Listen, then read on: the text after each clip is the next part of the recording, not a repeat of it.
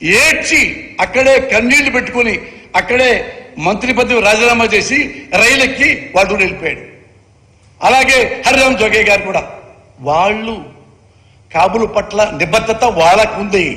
ఎందుకంటే మన కాపు నాయకుడు కాపు ఆశాజ్యోతి అని కుర్రాళ్ళందరూ ప్రేమించే వంగవీటి రంగాన్ని అన్యాయంగా చంపేశాడు ఈ చంద్రబాబు అనేవాడు అని మనసులో ఏడుకుని అతను ఇలాంటి ఈ ప్రభుత్వంలో అప్పుడు రామారావు ప్రభుత్వం కదా, ఈ ప్రభుత్వంలో ఉండటానికి నేను వేస్ట్ అని సంతకం పెట్టి రైలుకి వెళ్ళిపోయాడు కెర్లంపూడి. అతనయ్యా అతను లీడర్ అంటే డబ్బులు బాగొట్టుకున్నాడు, ఈ చంద్రబాబు వలన గౌరవం బాగొట్టుకున్నాడు, కుటుంబాన్ని రోడ్డు మీద లాగాడు.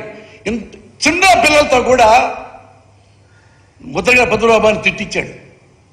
నీకు తెలుసు కదా, ఒక్కసారన్నా ముద్రగడ పద్మనాభం ఇంటూ ఆడపడుచుల్ని చేపెట్టి నెడతారు ఆ పోలీసులు, నెట్టిస్తాడు ఆ చంద్రబాబు నాయుడు. కబడ్దార్ అని ఒకసారి అన్నావా? ఒక్కసారి నా పెళ్ళామంటారు, నన్ను గిచ్చుతున్నారు, నన్ను పుచ్చుతున్నారు, ఈ కోపులు తప్ప డెడికేషన్ లేదా? నిజంగా ఇప్పుడు కాపుల ఓట్లు నీకు ఎందుకు వేయాలి? ఎప్పుడు నువ్వు కాపుల్ని ప్రేమించావు? అసలు ఎప్పుడు ప్రేమించావు చెప్పు కాపుల్ని? నాకు తెలుసు, రంగయ్య గారి శిష్యుణ్ణి 81 నుండి ఇదే విజయవాడ ఇక్కడ నా రంగయ్య గారు మొత్తం తిప్పాడు. యూనివర్సిటీలో జనరల్ సెక్రటరీ గెలిచారని చెప్పేసి స్టూడెంట్స్ యూనియన్ లీడర్గా మొత్తం ఇక్కడే తిప్పి ఇదే మనోరమోట్లో నాకు అన్నం పెట్టి పంపించేవాడు.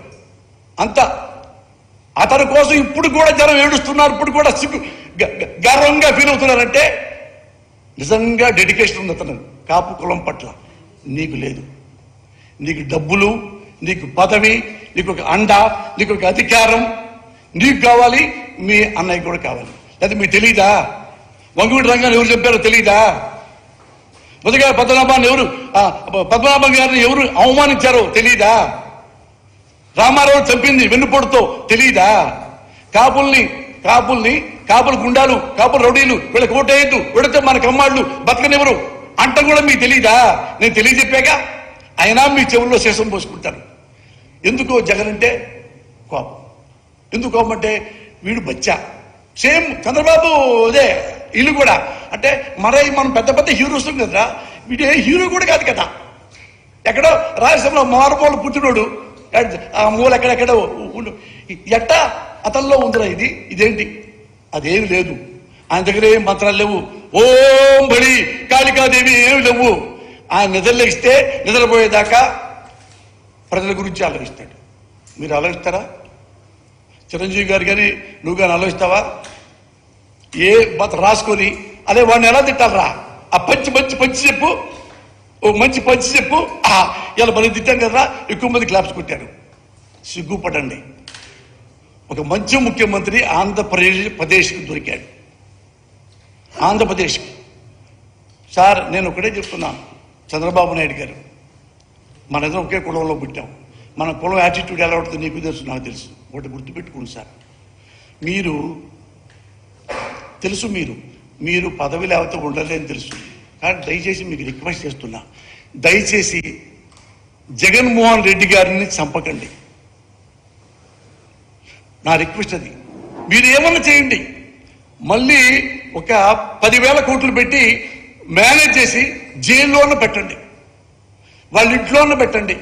ఇటు రావద్దు, పులివెందులు చుట్టూతా పెద్ద ఇరప చేయండి, కానీ ఇతను చంపొద్దు.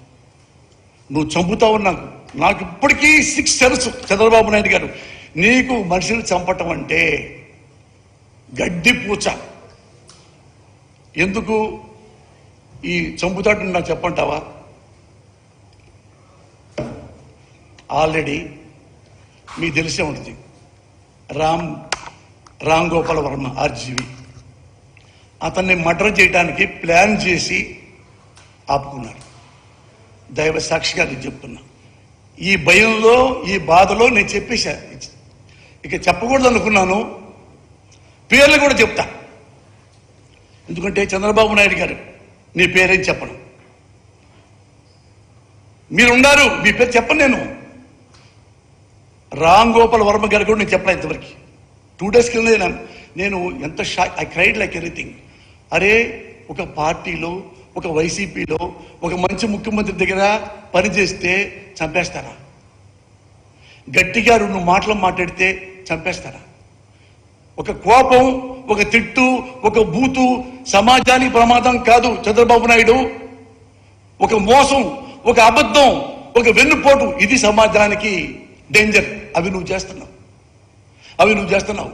ఇదే రామ్ గోపాల్ వర్మని ముందు ప్లాన్ చేసుకొని ఆగారా లేదా నేను పేరు చెప్తా.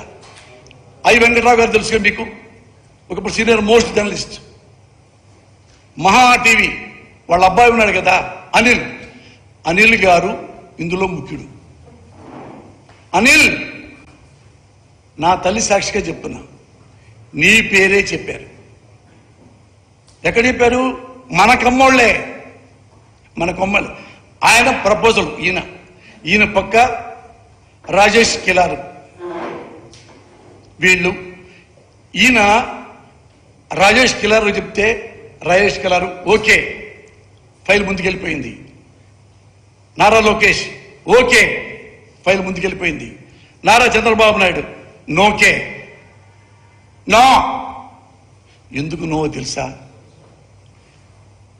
రామ్ గోపాల్ వర్మ అనేవాడు బచ్చా,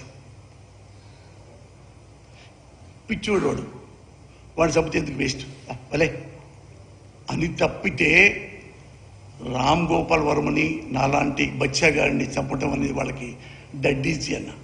వాళ్ళ దగ్గర వేలు లక్షల కోట్లు సంపాదించావు చంద్రబాబు నాయుడు.